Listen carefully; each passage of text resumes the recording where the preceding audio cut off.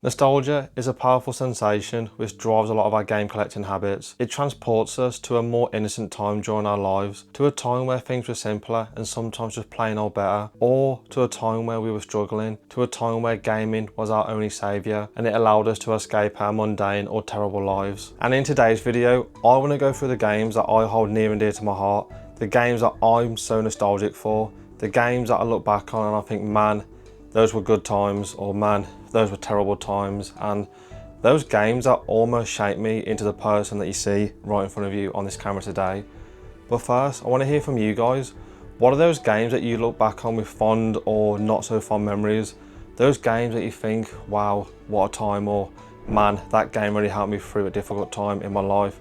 Sound off in the comments down below. And if you love game hunts, CX adventures and everything about video game collecting, smash the like button and subscribe to the Collector's Quest channel for more content around everything game collecting. Now grab a nice warm beverage and allow yourself to be bathed in the nostalgic waters as you come with me as we go back in time to go through the games that made me who I am today and those games I'm most nostalgic for. Now, I don't have many memories of playing games when I was a kid. As I'll discuss many times during this video, I had a pretty rough childhood and growing up was quite a struggle, and I have forgotten about a lot of things that went down during my childhood. It almost feels like looking through someone else's life, through someone else's eyes when I look back. But the first few games I remember playing and finishing were Grand Theft Auto 3 and Grand Theft Auto Vice City on the PlayStation 2. I played these games when I would have been around 7, 8, I know, way too young to be playing Grand Theft Auto games, but times were different, right? And my mum was one of these parents that if I was just upstairs playing games and outside out of mind kind of thing. But I remember getting £20 from my nan for a birthday, and £20 back then as a 7, 8 year old was like winning the lottery. It was ridiculous, man. The world was your oyster. And I took that £20 and I took myself up to Game Station up Merry Hill.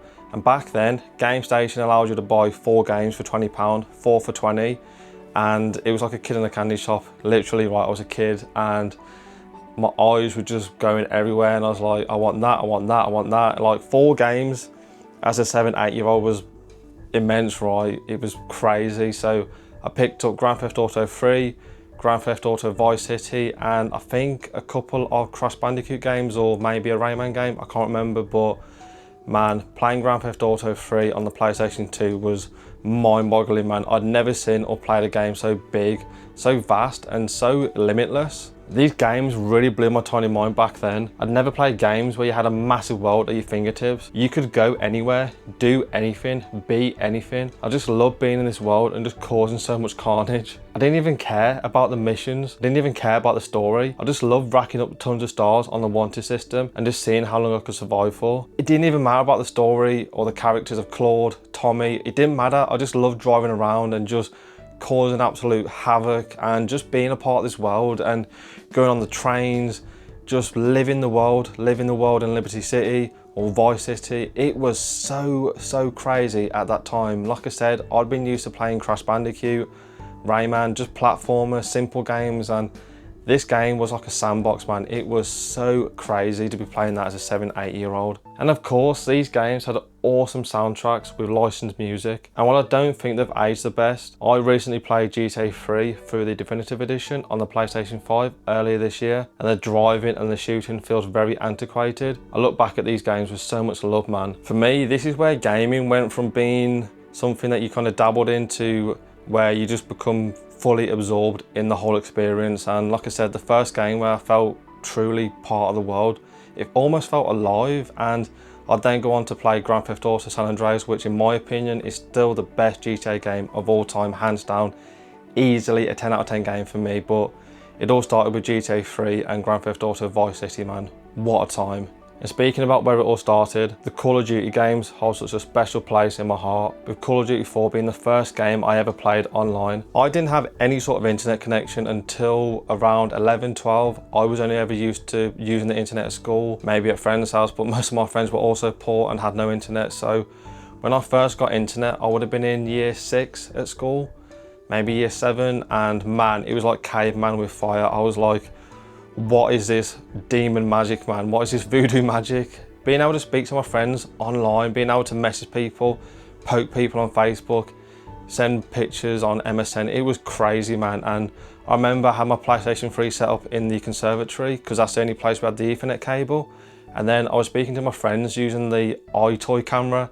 It must have sounded so crusty, so terrible, but man, I was in the 21st century playing Call of Duty 4 with my friends. It was insane, man. I'd never seen anything like it before. And the internet, while we take it for granted today, back then it was so innovative. And like I said, I'd never used the internet before at my house. So yeah, man, I was living my best life. And Call of Duty 4 was such a badass game, man. One of the best missions of all time with all guild up. That mission is so awesome, man. It's just peak gaming, where you crawl through the grass in that ghillie suit. You climb up that apartment building with that sniper to kill one of the leaders in the terrorist group. It's a great mission, man. Just awesome stuff, man. And Call of Duty World at War was also a great time. I remember pulling a sickie from school. My mom didn't really care. I played this game for well over 1,000 hours. I also remember a friend also pulled a sickie. We both had diarrhea. We didn't write, we just pulled in a sickie, and we'd go through all the prestiges, playing zombies with the boys, just peak gaming, man. Just Call of Duty at its finest, an almost simplistic approach with just you, your boys, zombies, and awesome fun in multiplayer. Then we get to Modern Warfare 2, and this is still my personal favourite Call of Duty game of all time. I remember picking this up during a midnight release at Blockbusters. It was crazy, right? I was in a queue of about 50 people, and I remember getting there about 11:30, I want to say. I was there with my cousin, and I remember picking up Call of Duty Modern Warfare 2. Got back home, it would have been about 12:30, 1:45, because we lived about half an hour from the Blockbusters. Walked it back, and I remember playing the Afghanistan map for the first time.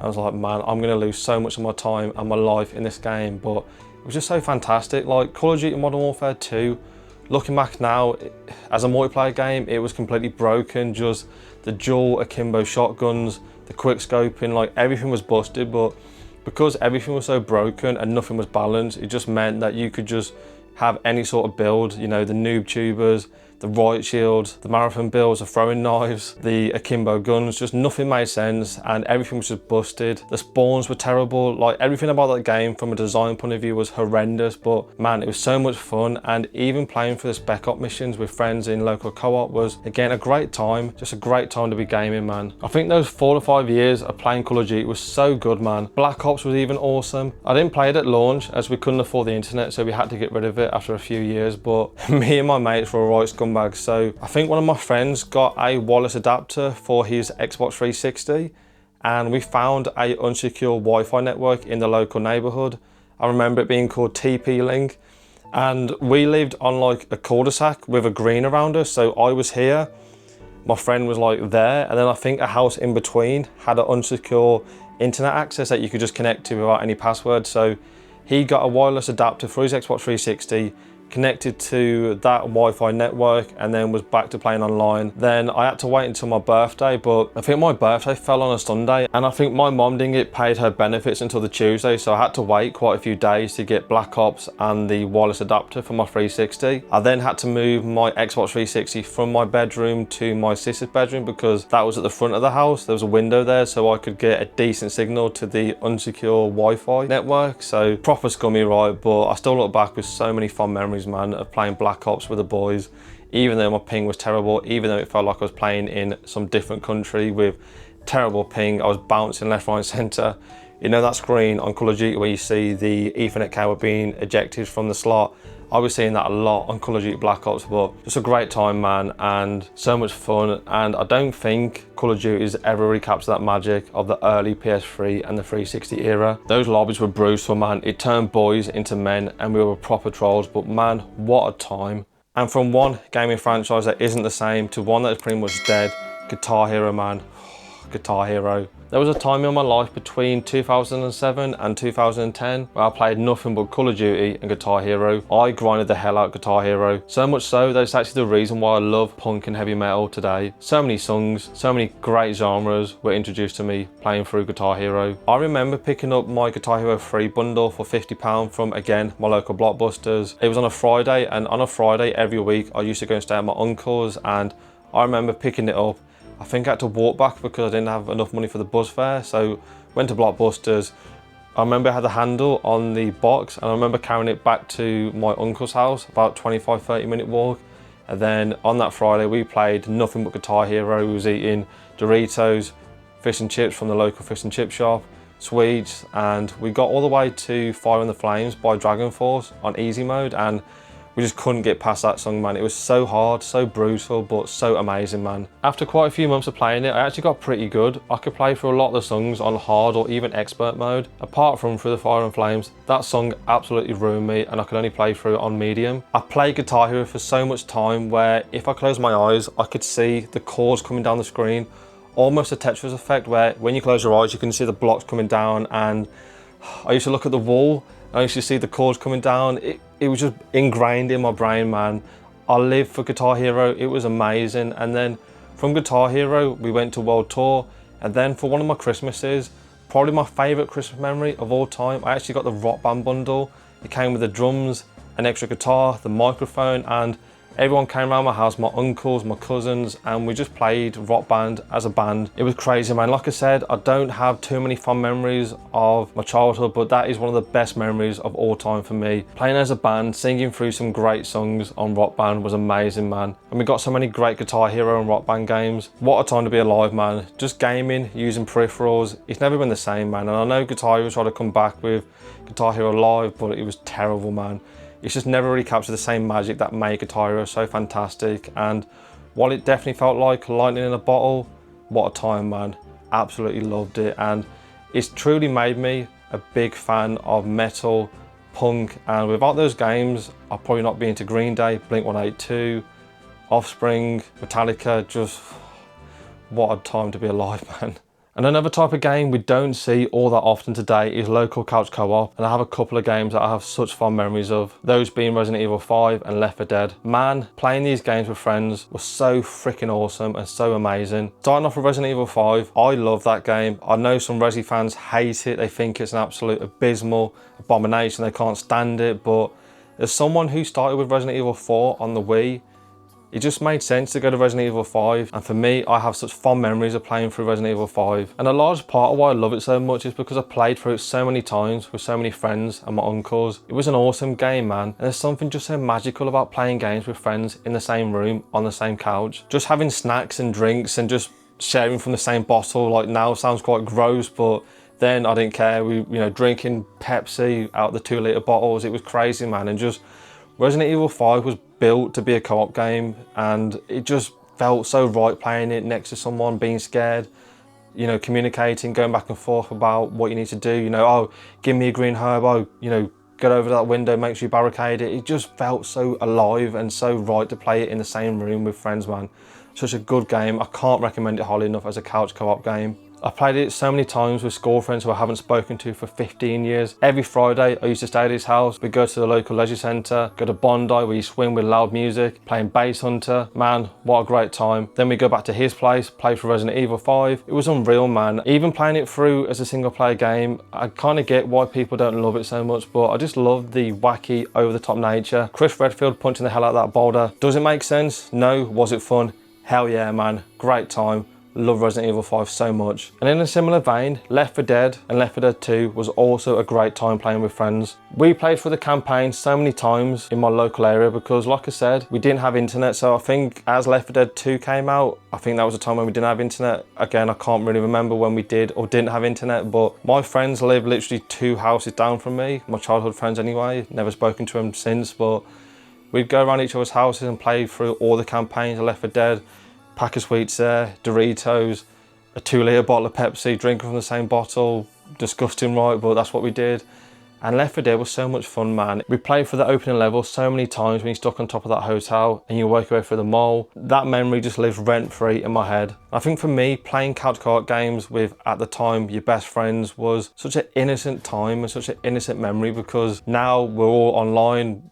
We rarely, if ever, play games in the same room with our friends. It just doesn't feel the same. And while the internet has allowed us to do so many things, we've definitely lost the magic of playing games in the same room, sharing snacks, and just getting lost in a game with each other, man, and just screaming, shouting in the same room, communicating, no stupid headphones, just gaming at its pure essence and in its most innocent form for me.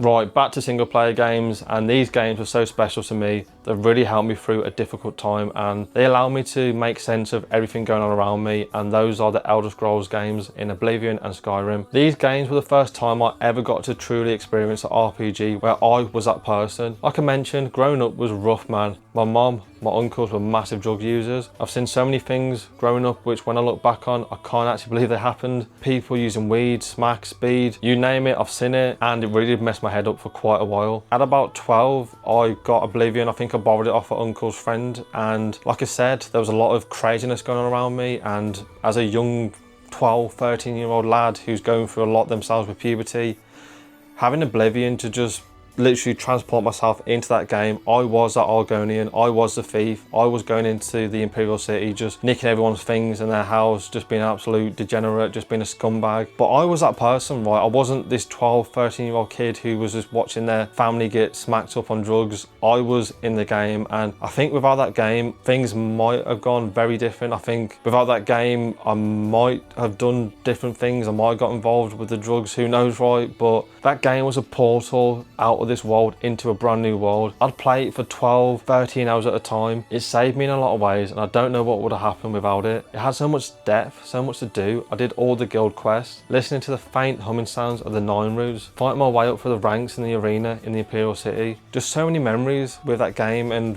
while I look back on that time with not so fond memories, because of Oblivion, it almost pollutes everything going on around me, and it almost pollutes my memory into a good memory, if that makes sense. Like looking back on what was going on around me, not a good time, right? But Oblivion almost makes it a good time, almost makes it not so bad, if that makes sense. I know it sounds crazy saying that, but yeah, Oblivion, what a game. Easily a top 5 game of all time for me. Just an amazing game, and thankfully I don't need gaming for that purpose anymore, to escape the craziness going on around me. But man, I do look back on that time with some sort of fondness. And likewise with Skyrim, thankfully played in very different circumstances. I played this game when I first met my girlfriend. Her parents bought it for me, and again, I just lost myself. But this time, I didn't need to escape from the madness around me. This is crazy thinking about this now, but I actually moved out of my house at 14 into my partner's parents' house, who was also 14. I know it sounds crazy. Like I said, my childhood was nothing but normal, right? And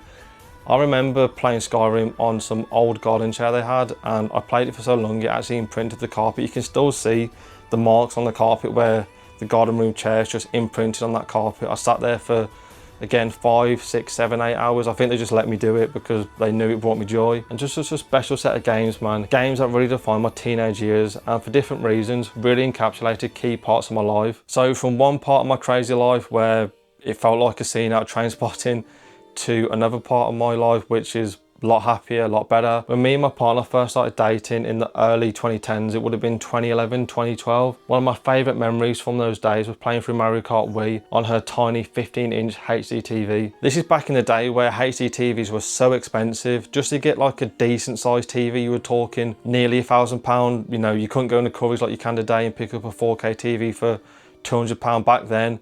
You were lucky to get like a tiny, like, you know, lettuce stamp TV for maybe £150, £200. It was a different time, man. But I remember playing through Mario Kart Wii with the Wii remote and the Wii steering wheel, and it was crazy, man, playing it on that little 15-inch TV like that, huddled around with my girlfriend at the time. It's crazy to think back on now. And we played this game together so many times. The routine was get back home from school, get the bus back to hers, then after I moved in, do the homework, play through Mario Kart Wii, and she actually beat me once, legitimately, one time. Then if it was a Friday, we used to get McDonald's. She'd get a Big Mac, I'd get a McChicken sandwich. We used to drink our blue WKD or VK, which was the cheaper version. Man, so much fun, and it's crazy to think that that was nearly 15 years ago. I'm nearly 30, so that was like half a lifetime ago, and I'm still with the same person today. And it's just mental that it all started with a Big Mac, a McChicken sandwich, WKD, Mario Kart Wii.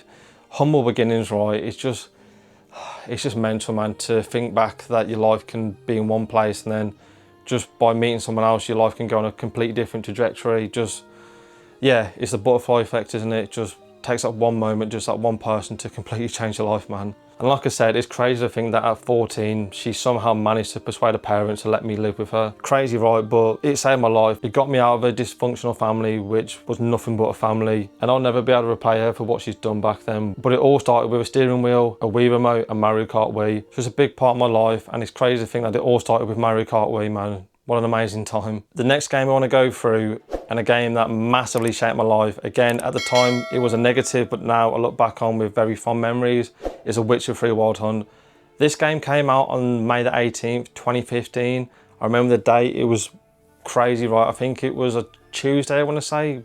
Weird, right, coming out on a Tuesday, but this game is the sole reason I failed my A-levels. So back then, I would have been in year 12, year 13, so might have been the end of my A-levels, the end of my college days, and this game is the sole reason why I flunked my A-levels. So I was meant to be getting A's and B's at college, so pretty good grades, right? I was meant to be going to university, but I think around 2014, 2015, maybe the start of 2015, I massively fell out of academic.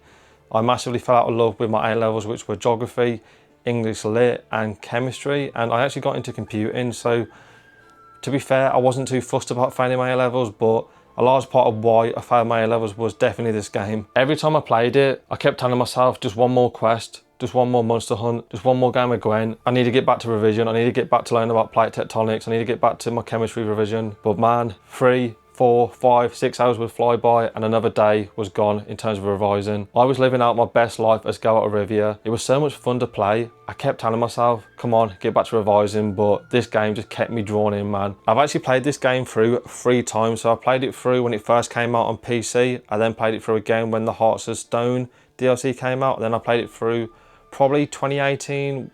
I hadn't got around to playing the Blood and Wine DLC. I've easily played this game for about 400-500 hours. Just such an amazing game, man. So much content, so much lore, so many great characters, so many great quests. It was just a game, like I said, with GTA, with Oblivion, with Skyrim, where you were part of that world. You were Geralt of Rivia. It's a 10 out of 10 game for me, and without it, maybe I'd actually pass my A-level exams and go on to do a geography degree and probably hate my life. I think I ended up getting C, D, D. I think I got a C in geography, a D in English lit, and a D in chemistry. So not the end of the world, but definitely not what I was supposed to be getting. From then on, I got an apprenticeship at a local company in IT, and that pretty much set me up on my path in my current career. In a weird way, I owe a lot to this game, because if I didn't play it, I might be doing something that I wouldn't want to be doing in my real life job. But then through playing it, I actually failed, which at the time was bad, right? But now I look back and I go, you know what? Everything happened for a reason. I'm here in this house in my current job because of Witcher 3, which is, it's crazy to think, right, that a game can have such a big impact on your life. A game can shape your life. A game can ultimately set you down the path. It can make you have a certain job. It can make you meet certain people. That is the true power of video games for me, man. It's just crazy, isn't it?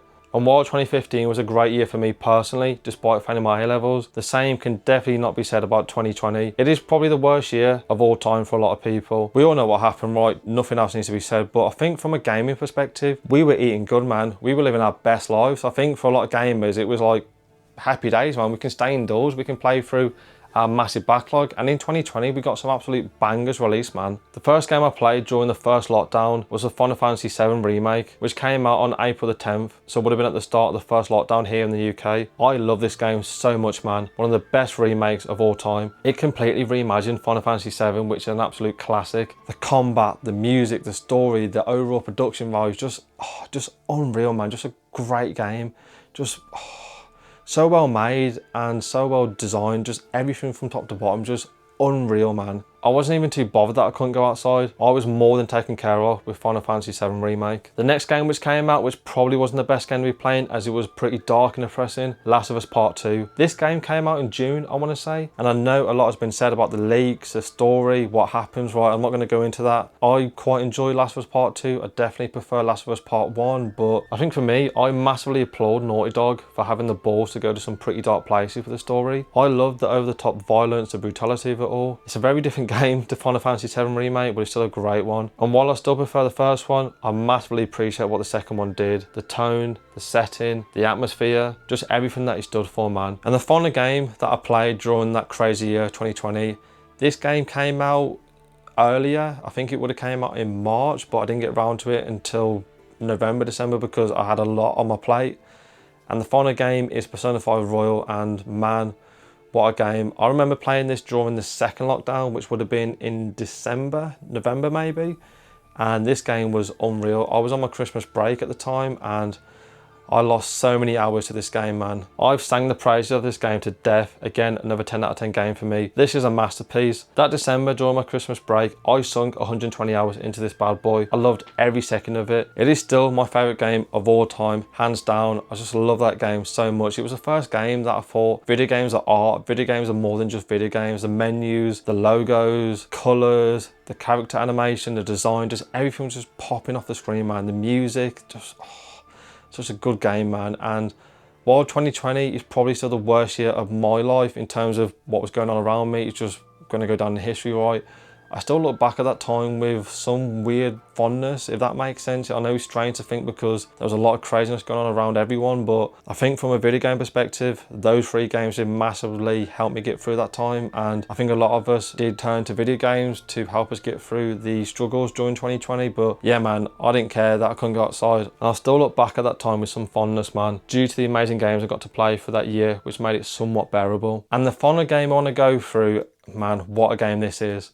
Stardew Valley. So the reason I look back at this game with fondness is this is actually the first game me and my partner played through in our brand new house. I remember moving into this house during 2023 and playing this game co-op on the Switch with my partner, and I look back at that time with so much pride, so much contentment. As I mentioned a ton of times, I grew up really poor. It was tough, man, growing up, and I never thought I'd be in a position where I own my own house with my partner, have a caring family, have an amazing partner. But playing Stardew Valley just made me realise how lucky I am, and just how much we take for granted, and just being surrounded by an amazing partner, having a house, having things that are actually my own right. It just, like I said, just made me feel very proud, very contentful, very appreciative. And Stardew Valley itself is a great game.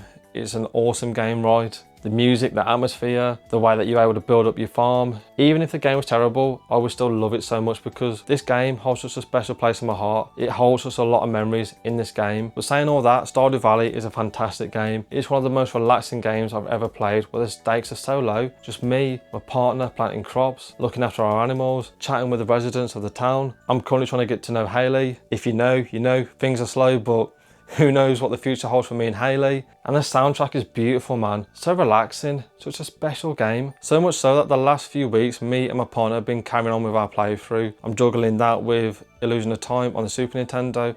Haven't played it for a few weeks, but every time we pick it up, man, I just get transported back to 2023, doing up this house, buying the house, getting the mortgage approved. Just a lot of memories come flooded back to me, man. And it's crazy to think, like, everything in this list, right, everything is encapsulated in the game, and it's a large part of why I love having games on the shelf. Like, I can look back, you know, at Stardew Valley on the shelf and go, oh yeah, I remember picking that up. I can look back on my Witcher shelf and go, oh yeah, I remember failing my A-levels. It's a large part of why I love having physical games, because they just encapsulate so many memories into a game, and Stardew Valley has so many memories encapsulated into the game, man. Just special time, man. So those are the games I am most nostalgic for, the games that have shaped my life. It's funny how vivid some of these memories are, how you associate key parts of your life with certain games you were playing at that time. And I think for me, video games are such an important part of everyone's life, or a lot of people's lives.